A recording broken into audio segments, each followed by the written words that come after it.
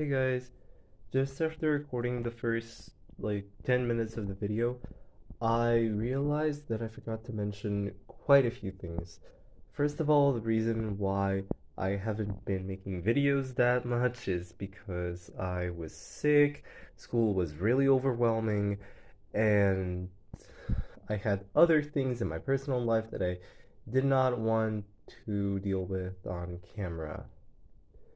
And the second thing that I forgot to mention is the price of the phone in question.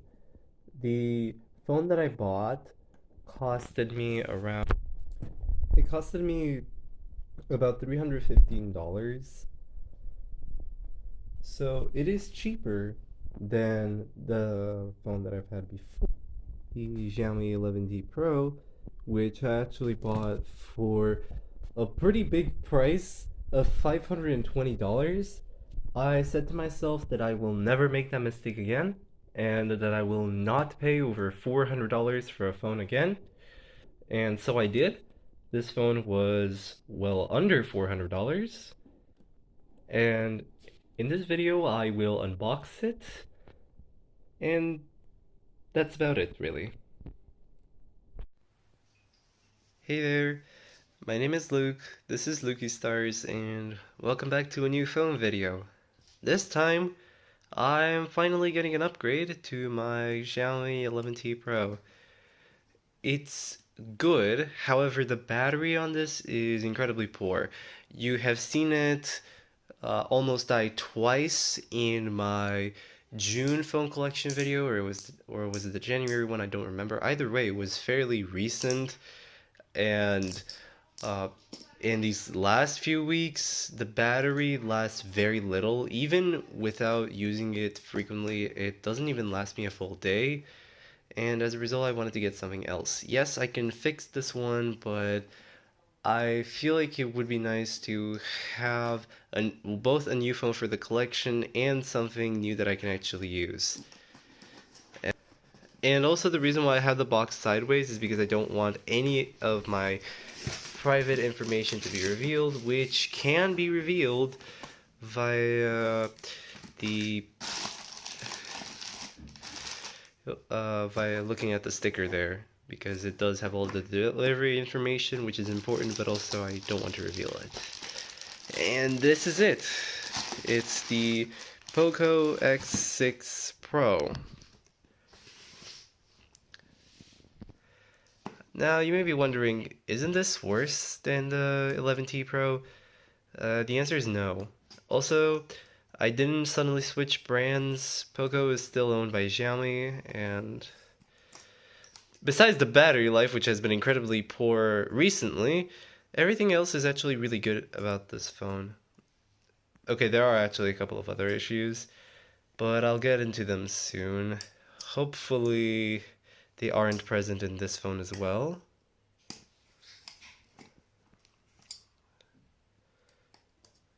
Apparently this was shipped directly from China, so it did take a while. It took over a week for this thing to get here, but hopefully it's worth it. Anyways, now that the wrapper is gone, I think we can get into it. Also, because it's from China, I hope that it isn't in Chinese and that I can actually set it to English. But we'll see. I like the theme color of this. Yeah, so there are some things in this phone that are worse than my previous one. And the most notable thing is the 67-watt turbocharging. However, as long as the battery lasts me longer, I do not think that I'll need...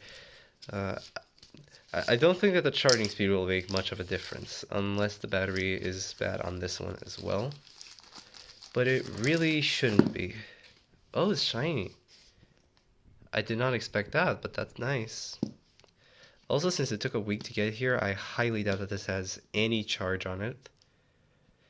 And I'm getting a phone case for this thing soon, since I do want to customize it a little. In my opinion, gray, black, and white phones are pretty boring. So hopefully a case should help with that. Let's look at the other accessories. So there is the 67-watt charger in question. So that means that I have basically every single fast charger except for the 33-watt ones, because I do not have a singular phone that actually charges at that speed.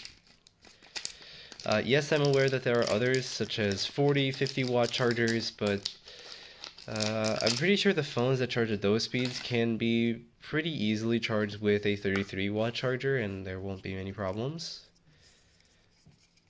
Currently, the fastest charger that I have, besides the 120-watt that I used for the Xiaomi and 67-watt for this phone, is actually a 15-watt charger. So that's a fun fact here. The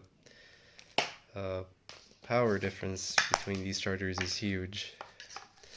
Also, you can tell that I haven't made these kinds of videos in a while, especially with new phones. I am really struggling because... And the reason why I have a little bit of trouble with making these videos about newer phones is, first of all, because they're pretty expensive, and second of all, it's because I'm not sure if the specs on newer phones are really that worth it. The only reason why I upgraded to a new phone to begin with is simply because my old one has issues. Okay, so there is a SIM slot. Hopefully that means that there is an SD card. Oh, wait, never mind. I looked at the spec sheet for this thing. It does not have an SD card slot. However, that should be fine, since it does have 512 gigabytes of storage.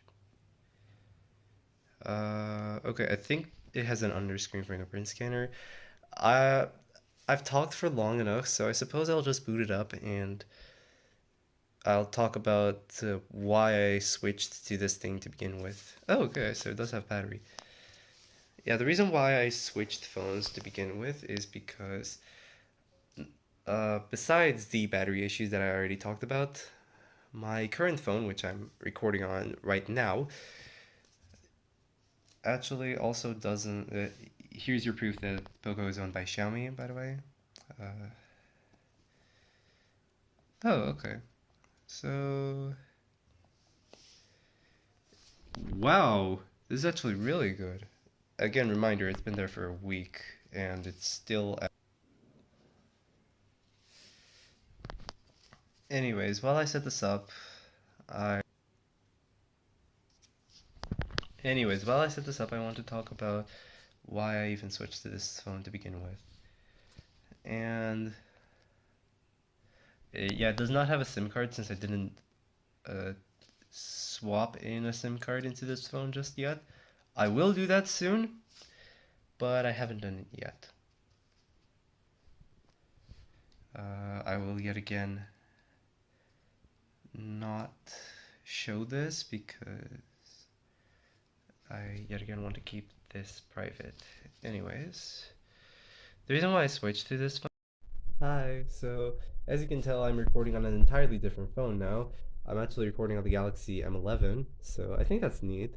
But the reason why is because this thing ran out of storage. Hold on. Yeah, that's not very good, as you can tell. And that was the second reason why I switched phones to begin with, and why I brought up the fact that this thing has 512 gigabytes of storage. This thing has 128, yet I still somehow managed to fill up all of those 128 gigabytes of storage. I don't think the same will happen with this one. At least I'm pretty confident that it shouldn't happen. Anyways, I think I will actually copy the apps and data soon, but not right now.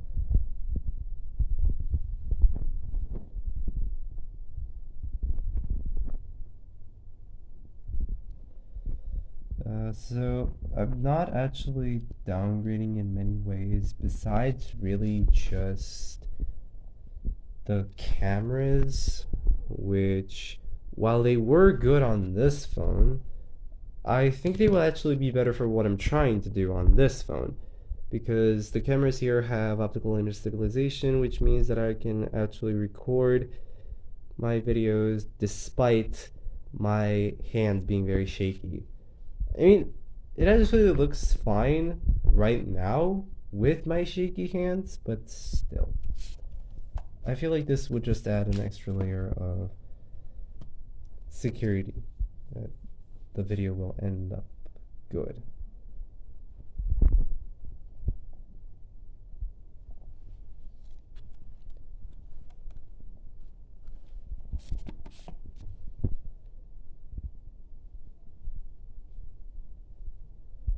Also, I'm really happy that now we actually can choose which browser we want. Let's see how the fingerprint scanner is on this thing, because I'm genuinely not sure.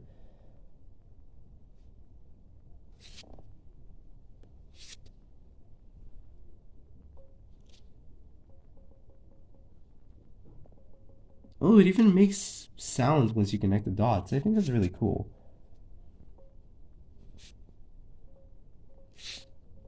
Oh, that's nice. It actually works really well.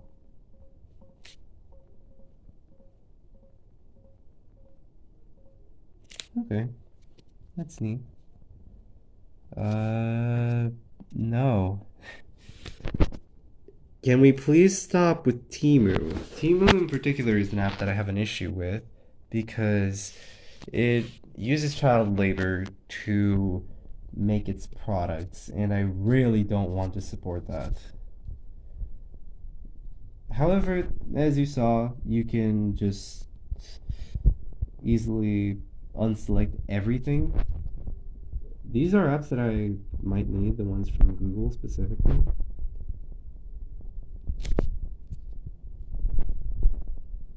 Anyways, on top of all of this, besides just the storage and the battery problems that this phone had, another problem that it has is color accuracy, specifically in dark mode, which is the mode that I will use the most often. Let's see how the Mi Sans font looks. Do I like the default or Mi Sans more? I actually like Mi Sans more, I'll be honest.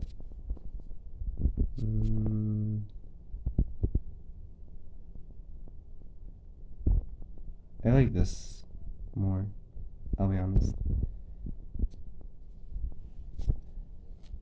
Okay, let's see how the system has been prepared for us.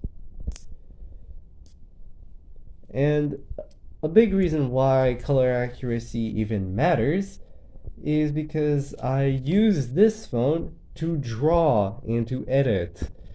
It is basically my video making machine. It is the recorder, the editor, and the one that I'm making illustrations on. So if it can't do editing and illustrations right due to restrictions in color palette, that is a very bad sign. And that is why I switched to this phone to begin with.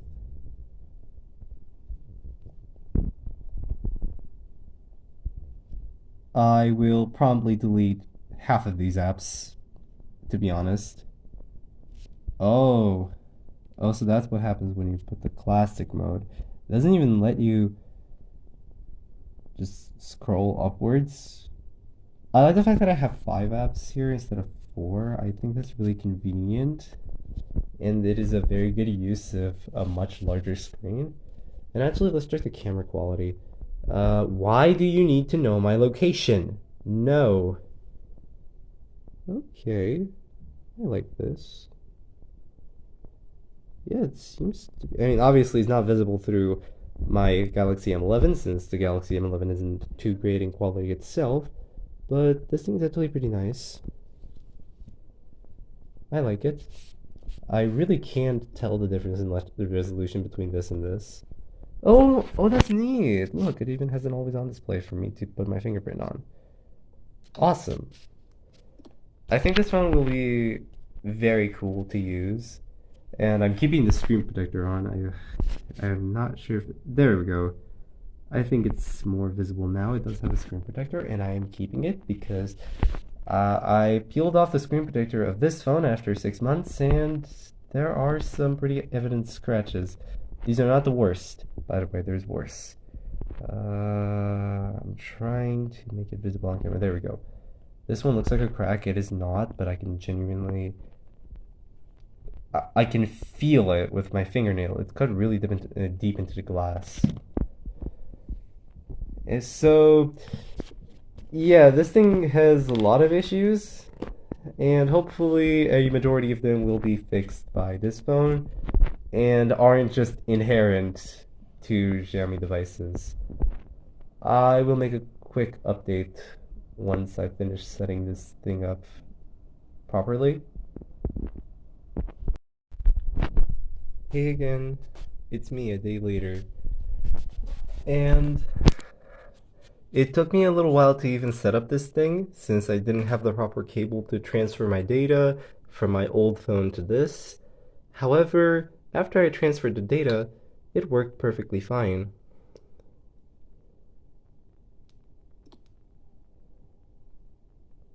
As you can see, I installed a whole new theme on it. It does indeed have an under-screen fingerprint scanner. It works really well, actually. It's really snappy. The 67-watt fast charger hasn't brought me any problems. The camera is really nice. The color accuracy is great, especially considering that I'm using this as a phone that I'm drawing and editing on, so I definitely want that color to be accurate.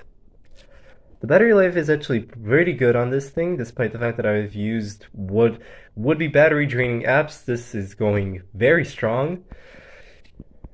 And that's about all I have to say for this phone. Generally, it's offered me a really nice experience, and I'm really happy to get it. I'm really happy to also have an upgrade. Thank you guys for watching, and I'll see you guys next time. Bye!